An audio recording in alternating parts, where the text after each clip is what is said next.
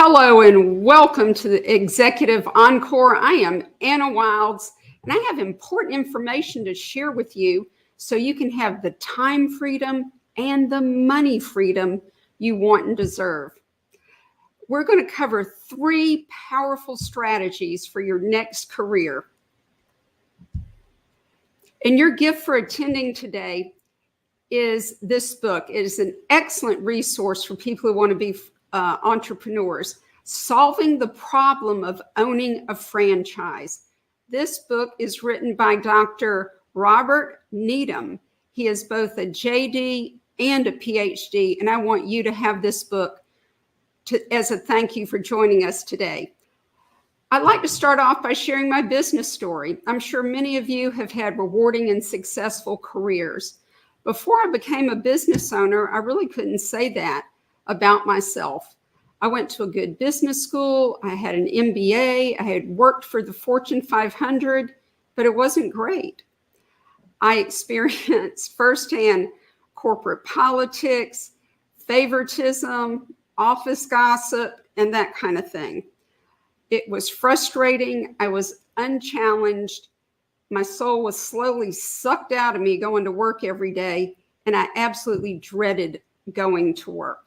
So I decided to do a career pivot and follow my dream of serving on active duty in the Air Force. And I absolutely loved it. I found a sense of purpose. I knew that my work was contributing to the greater good, and it was really wonderful until the worst year of my life, when I had a sabotaging boss who made sure that I would get passed over for promotion. And that is indeed what happened. And that was the end of my military career. And I was absolutely devastated. I really was. But then I decided to look at it not as an ending, but rather as a new beginning. And it turned out it was the best thing that could have ever happened to me, because I went from being in the military to being an entrepreneur. And that is where my life turned around. And I was able to gain the time freedom and the money freedom from being a business owner. And I devoted myself to doing that important work of helping other people become business owners and live a choice lifestyle like I had.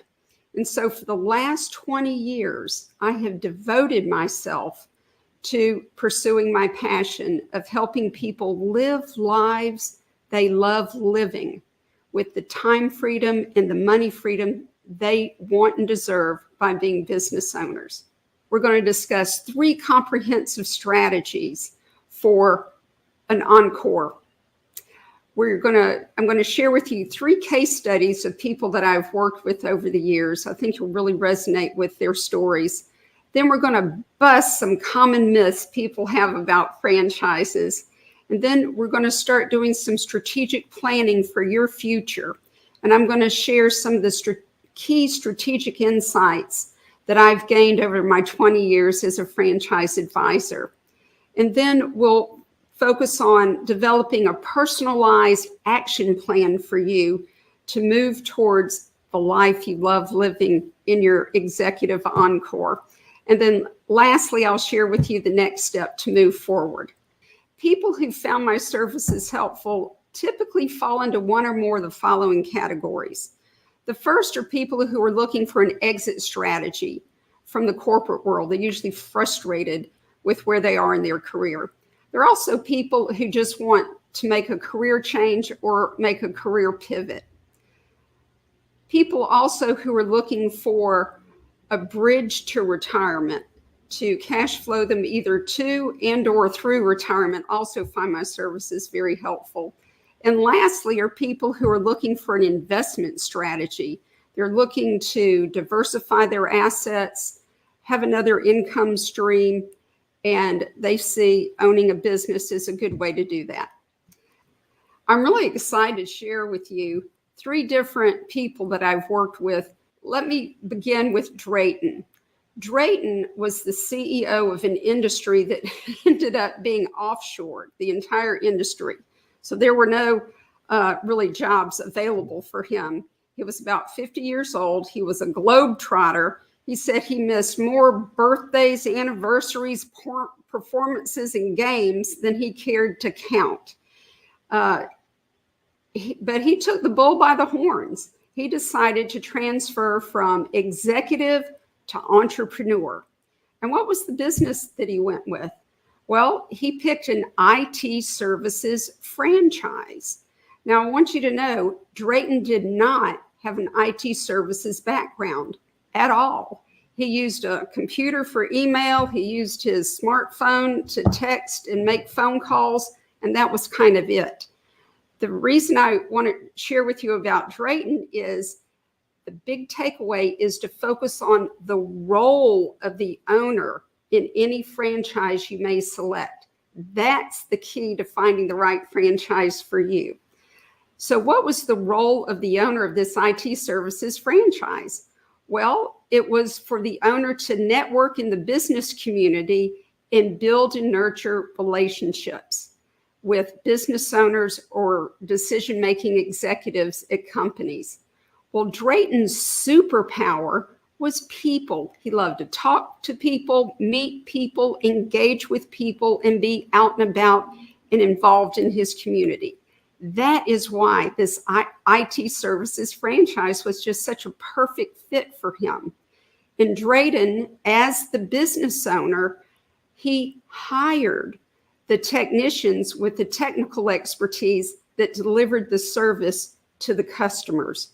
Drayton's job was to go out and get the customers, network in the business community, and that was his superpower. And that is why that particular franchise was such a great fit for him. Now, a second case study is with Bill. He was a senior executive at Procter & Gamble. His expertise was in marketing. Well, I knew that I would have to go with a big brand name that he had heard of. Okay, so what was the franchise that Bill went with? Well, are you on the edge of your seats? Are you ready for a great big surprise? Expect to be shocked. He went with a residential cleaning franchise. That's right, I said a maid franchise.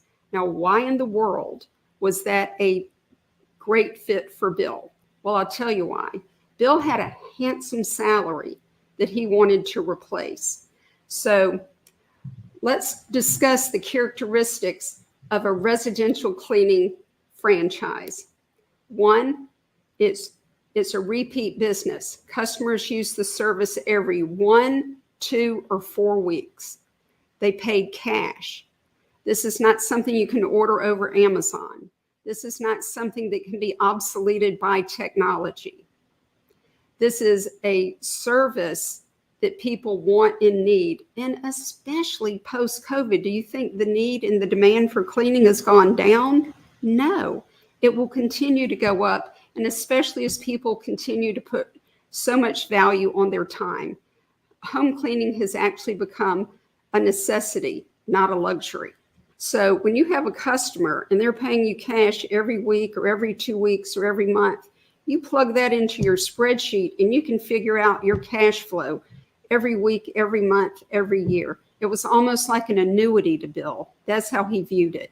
So these cash businesses with repeat loyal customers, that's a great way to go if you're looking to replace your income. All right, now I've got a third case study I want to tell you about. This is Blake.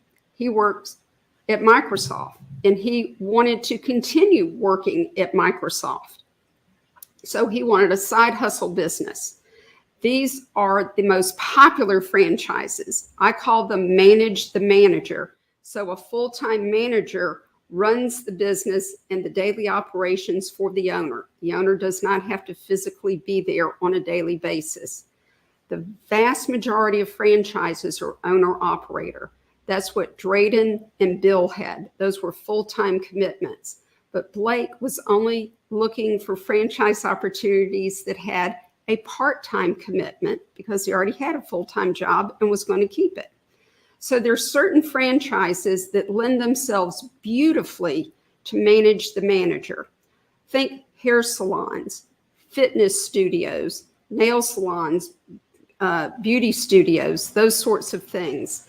Because who are the workers? The people that run it are, if it's a beauty concept, estheticians or people who've gone to beauty school, people who know how to do hair and nails. Again, the business owner hires those people to deliver the service to the paying customer. Okay? And the same with fitness concepts.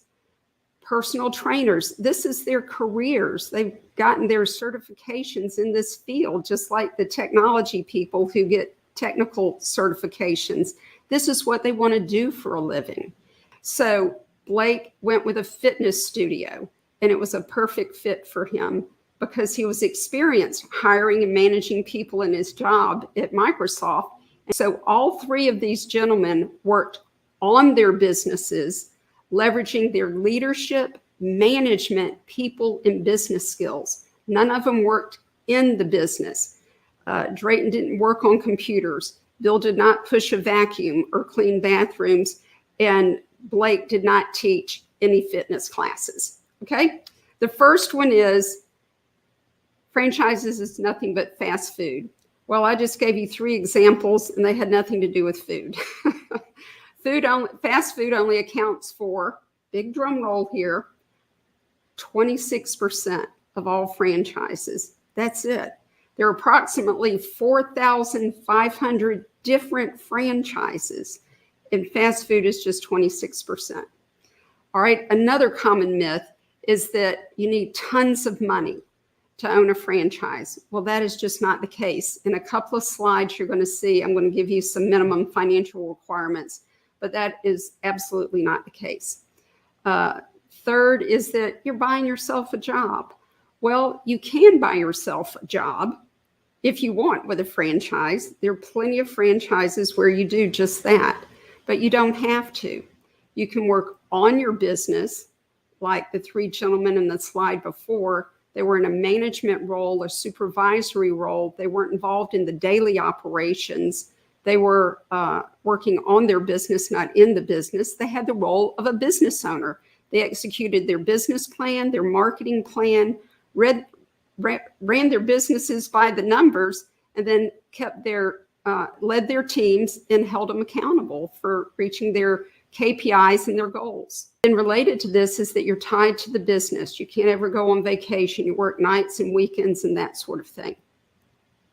Well, that's probably an issue with the owner-operator, not with the franchise. Does that person have time management skills? Is that person properly capitalized, and are they hiring the appropriate staff and team members to run the business? Or are they wearing themselves ragged, filling 2 full-time positions at once? There is absolutely no franchise that has people working 100-hour weeks as the owner. If that's what's happening, I'm going to suggest it has to do with a lack of skills on the part of the business owner. Another preconceived notion is that franchisors, they get all the money. Well, they get 2 sources of money. They get a one-time upfront franchise fee. That's it. That gives you access to their business model, their marketing strategies, their systems, their training, their support. Okay, the rest is up to you. And they also get an ongoing royalty, which is a percentage of every revenue dollar collected. Revenue, not profit. Now, if that's going to be a problem for you, then don't do a franchise. Franchisor gets a one-time franchise fee, and they get an ongoing royalty on revenue. All right, then the last preconceived notion is that you can't find good workers. I'm going to spend a minute on this. 20 years ago when I began, that was the number one thing people were concerned about.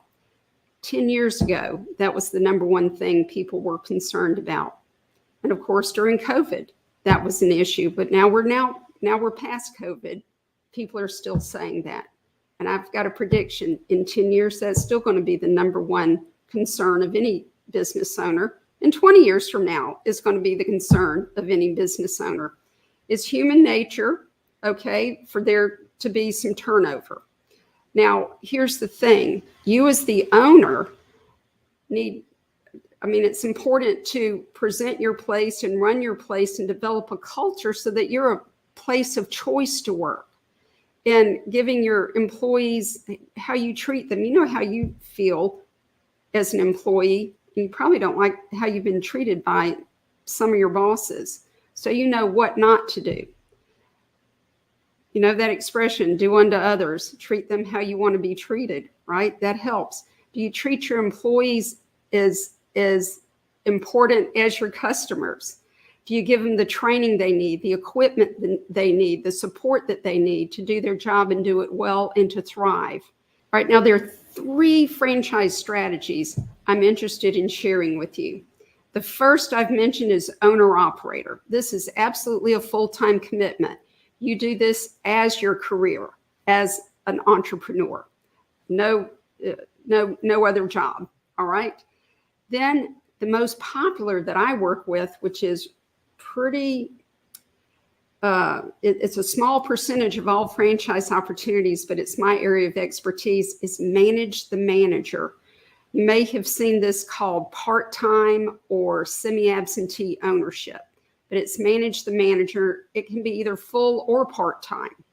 If you have, say, 10 locations and 10 managers to oversee, that may be more of a full-time commitment. Or once you get to a steady state and you have experienced managers in place, maybe one of them can be over all the other managers. But the point is, starting out, you'll determine your role based on the time commitment you want to make to your business. Is it going to be full-time or part-time? And if it's part-time, you have to be able to afford to hire the staff to run the business when you're not there. All right. And then lastly, in franchising, there's an absentee owner option or an investor option. Now, that requires very little time on the part of the investor, but it's a much bigger financial investment. And as you can see from looking at the slide, the more you are involved in your business, the less your money needs to be involved in the business. So an owner-operator who's working full-time in the business, the minimum financial requirements are $100,000 liquid capital and a net worth of $300,000. All franchises have minimum requirements based on liquidity and net worth. And that's kind of a built-in filter that you don't get in over your head financially. Now, for manage the manager, kind of a rule of thumb is to have $200,000 liquid capital and a net worth of $600,000. And if you're going to be an absentee owner or just an investor, then you're looking at more like $1 million investment. So you're looking at $300,000 liquidity and a net worth of at least $1 million. Now let's do some strategic planning for your future. And let's begin with the money part, the investment part. How much are you willing and able to invest to live a life you love living, that gives you the time freedom and the money freedom you want and deserve? Well, obviously there are 2 ways to fund a business: through equity options and through debt options, or you may like to do a combination of both. I have got excellent resources that I can refer you to for franchise funding, both debt and equity options. Just very quickly, equity options include the Rollover for Business Startup program. That's where you roll over retirement fund monies into a business that you own and operate yourself. All right, you're not robbing from your investment monies. This is your investment monies. You're just diversifying out of the stock market into another asset group, or specifically a business that can cash flow and grow and create wealth. Then debt options, very common, are SBA programs. There's a 7A program. There's an express loan program. And again, I've got resources I'm happy to refer you to They can explain the details about these programs to you. But the point to start with is, as you strategically plan for your future, figure out how much you're willing and able to invest to live the lifestyle you love living. Now, I've been a franchise advisor and industry insider for 20 years now. And, why do people even go with a franchise? Well, there are two important reasons. Number one is to mitigate risk. If you want to minimize your risk, if you are risk averse, franchise is the way to go. Why? Because of the proven business model. Systems are in place. Training and support are there from day one. You lower your risk, not eliminate it, of going the franchise route. And then the second option, which can be the second reason someone goes with a franchise, can be optional. It's scalability. So if you open up one location of, say, of a fitness center, well, you'll go through the tough learning curve that first year, learn all about the operations, how it works, what the KPIs and key metrics are, and you know how to run it. Well, then if you had a second or a third or a sixth or a 10th, it's just wash, rinse, and repeat. That's what someone named Mitch described it as. Someone I had worked with who was also in the corporate world, working killer hours, like 12-hour days, had a baby and a wife who also worked, and it just was not the right lifestyle for him as a family man. So he looked at being a franchise business owner to have the work-life balance that was so very important to him and his wife and his child. But what does it take to be a successful franchise business owner? Well, these are some insights that I've gained as I've watched many, many people from all kinds of backgrounds, different educational backgrounds, socioeconomic backgrounds. These are the things that they have in common.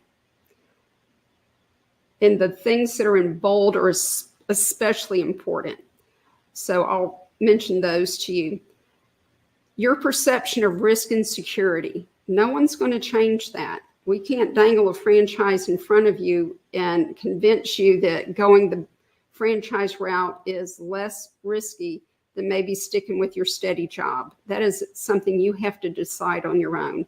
If control over your future, your time, the money you make is super important to you, if that's a motivating factor, then it's probably worth exploring franchises to find the one that's right for you.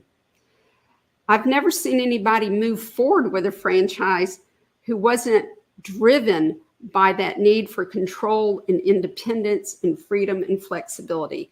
Those were the big drivers, getting them to leave what they were doing and transition into entrepreneurship. And another thing that I'm just going to emphasize again is be sure to focus on your transferable skills and match the role of the franchisee to your superpower, like Drayton did, like Blake did. Drayton went with the IT services company, but he didn't know IT. He knew people and meeting people and networking with people and building relationships. That was his superpower. And Blake knew how to manage managers, and he leveraged that while keeping his day job. So I encourage you to do the same. And then the last big insight, and it's huge, is if you're married or have a partner, absolutely engage that person in the franchise discovery process, which is another way of saying the franchise granting process. Franchisors know this is a big decision you're considering. Frankly, it's life-changing. It's going to affect your marriage. It's going to affect your money. It's going to affect retirement, when you can retire, and the manner in which you can retire. It's really too big of a decision to make on your own. So I strongly encourage you to include your spouse or partner in the whole process. Now, before we leave this slide, I want to make one more point. These factors are integral to success. But one of the things I want to be very clear about is the business doesn't make you a success. You make the business a success. The franchisor will give you the business model, the marketing strategy, the operational format, the technology, the systems and processes, plus training and support. all from the very beginning. The rest is up to you. When I was a child, there was this thing we did. Here's the church, here's the steeple, open the door, see all the people. Well, a franchise is a business in a box. Literally, the only thing missing are the people. They need employees, and they need customers, and someone to be the owner. That's it. So here's the big question. Is a franchise right for you? Well, I have a plan for you to find out.